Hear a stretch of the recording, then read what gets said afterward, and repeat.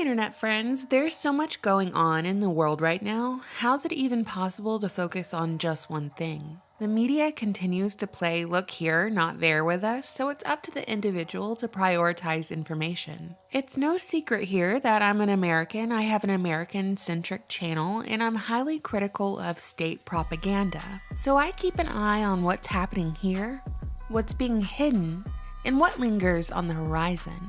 That's why today we're talking about Oz and our friends in the land down under. Here's what the media won't tell you about Australia.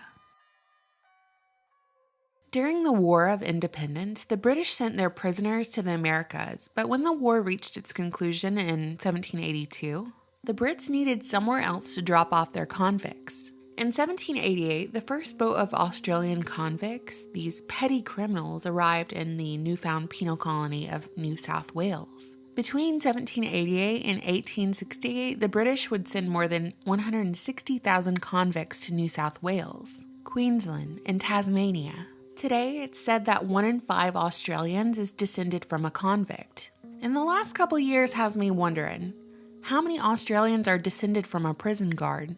But now, as we reach the conclusion of 2021, I ask, once a prison, always a prison? And Australians, please don't be offended by me posing that question. Some of Britain's American colonies, like I just said, were once used as penal colonies too. So I'm hoping the answer to this question is a big fat no. Over the past year and a half, the world has changed in such a huge way.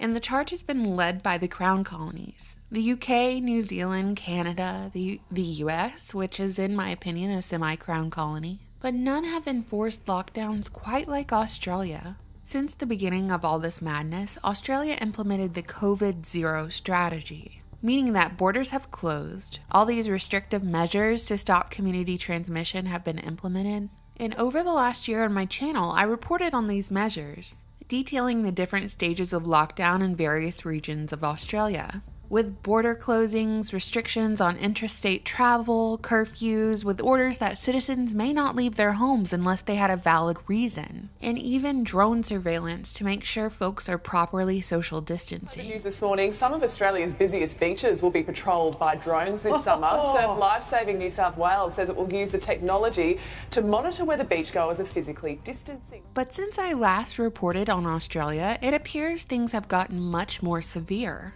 With travel restrictions, internet censorship, police on every corner, military patrolling the streets, Australians are reporting food shortages, which the Australian media has attributed to shopkeepers in isolation, but there are rumors of truckers being on strike due to these draconian lockdown measures. Everything is gone, nothing. Their trucks aren't coming in. Furthermore, the Australian government is actively building huge quarantine camps. And gee, I wonder what they're going to be used for when they're no longer quarantining. This is going to be a great boost for our defence against the Delta virus. State Cabinet has signed off on the WellCamp facility, first proposed 7 months ago. At these camps, they won't even let you get a good buzz going. There's inspections looking for too much alcohol. Yeah, they're limiting the number of beers you can have. Quote, residents in buildings for corona quarantine residents in New South Wales, Australia, are reportedly being limited in the number of alcoholic beverages they have delivered while in lockdown. That's from a September 9th news report out of Australia.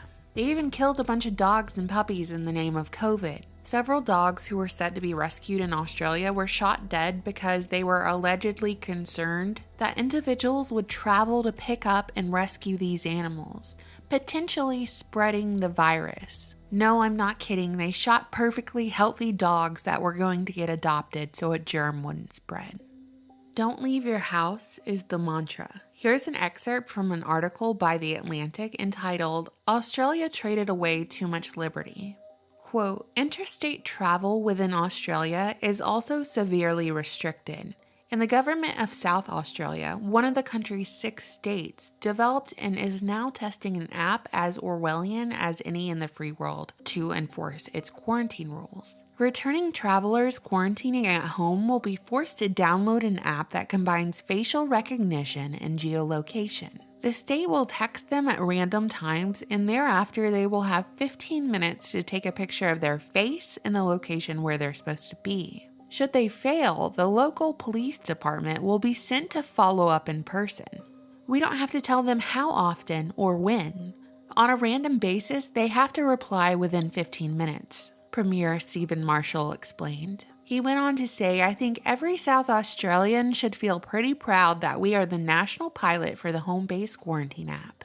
Wow, and it seems like Australians' ability to spread this information, awareness, and warning to other countries is coming to a close, as Australia has just passed a law that allows government to do the following to mere suspects: modify or delete a suspect's data, collect data from a suspect's devices, and take control of a suspect's online accounts. And anyone who refuses to comply can face up to 10 years imprisonment.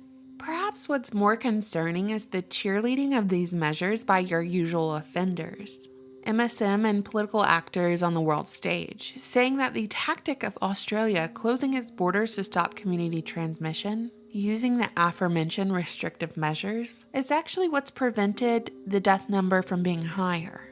But now, with the Delta variant, which didn't appear until the VA XX did, is causing Australia to re-strategize, because Australia started reporting the highest number of daily infections since being under lockdown. Last Thursday, Dr. Kerry Grant, the New South Wales Chief Medical Officer, was questioned by a reporter on whether or not contact tracing would be utilized once New South Wales reopened. And her response caused quite a bit of stir. She said, "We will be looking at what contact tracing looks like in the New World Order." We will be looking at what contact tracing looks like in the New World Order, in the New World Order. In the New World Order. New World Order, huh? Where have I heard that phrase before? Certainly, this isn't the first time I've heard a government official use this phrase. I thought they said the New World Order was just a conspiracy theory.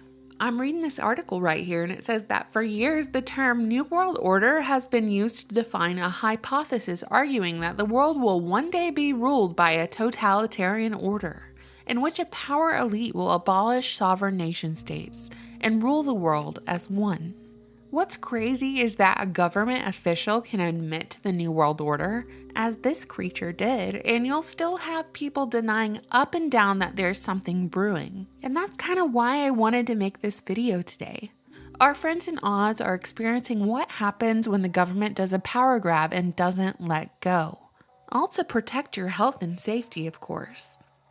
This is a warning. What is happening in Australia right now will spread globally if this power trip goes unchecked.